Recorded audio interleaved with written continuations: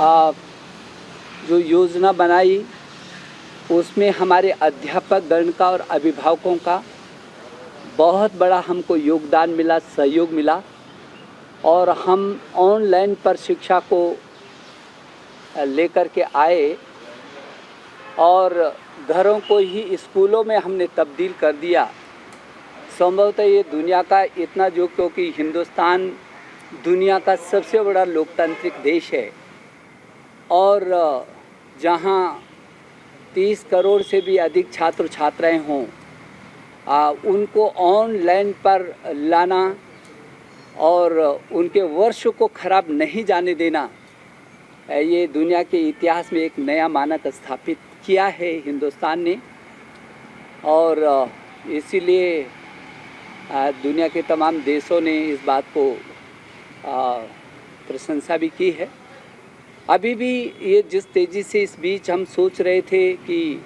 वैसे तो 15 फरवरी से हमारी परीक्षाएं होती हैं, 15 फरवरी से परीक्षा होकर के अप्रैल प्रथम सप्ताह तक ख़त्म होती हैं, लेकिन पीछे के समय में कठिनाई को देखते हुए हमने एक बार स्थगित किया और फिर 4 मई से और जून प्रथम सप्ताह तक के लिए हमने जो प्लान बनाया था। अभी वर्तमान की जो स्थितियां जो रही हैं, हमारे देश के प्रधानमंत्री जी ने आज एक तत्काल प्रभाव से एक बहुत उच्च स्तरीय बैठक का आह्वान किया। उनके सानिध्य में हम लोग आज बैठे और उनका जो मार्गदर्शन मिला छात्रों के हित में, क्योंकि हमारे लिए सबसे महत्वपूर्ण छात्र की सुरक्षा है और उसकी रक्षा है और उसके बाद उसका भविष्य। प्रधानमंत्री जी का विस्तार पूर्वक उनके साथ संवाद के बाद उच्च स्तरीय अधिकारियों की उपस्थिति में प्रधानमंत्री जी का जो मार्गदर्शन मिला है, उसके आधार पर हमने जो ये हाई स्कूल है इसकी परीक्षाओं को, वर्तमान में होने वाली परीक्षाओं को इसको निरस्त कर दिया है। अब इनको पदोन्नत करेंगे, प्रमोट करेंगे, लेकिन उसका एक सिस्टम तैयार करेंगे आंतरिक मूल्यांकन के आधार पर और जो उसका प्रैक्टिकल हुआ है, इन दोनों को जोड़ करके सीबीएसई को कहा गया है कि एक प्लान बनाए हो ताकि उसका मूल्यांकन भी हो और उसी के आधार पर उसकी कक्षा में पदोन्नति भी हो। लेकिन यदि ऐसा लगता है कि किसी छात्र को आंतरिक मूल्यांकन और जो सिस्टम है उससे संतुष्टि नहीं है और वो फिर भी परीक्षा देना चाहता है, तो वो हमको अवगत कराएगा और सीबीएसई जब भी अनुरूप परिस्थितियाँ होंगी उसकी परीक्षा आयोजित की जाएगी। पिछली बार भी हमने यही बात कही थी। जहाँ तक इंटरमीडिएट का सवाल है, ये 12वीं की जो छात्र हैं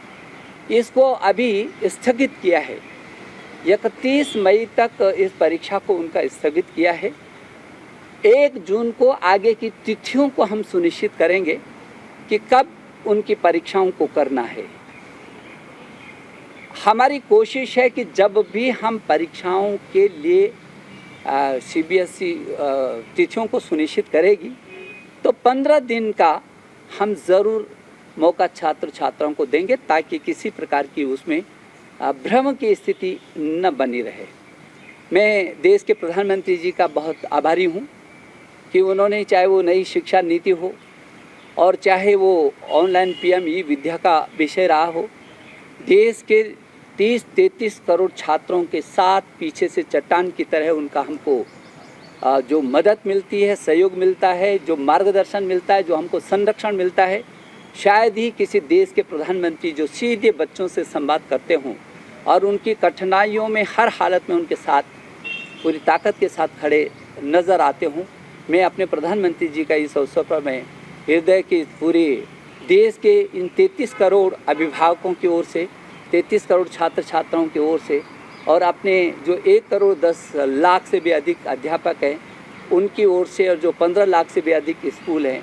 उनके भी ओर से अपने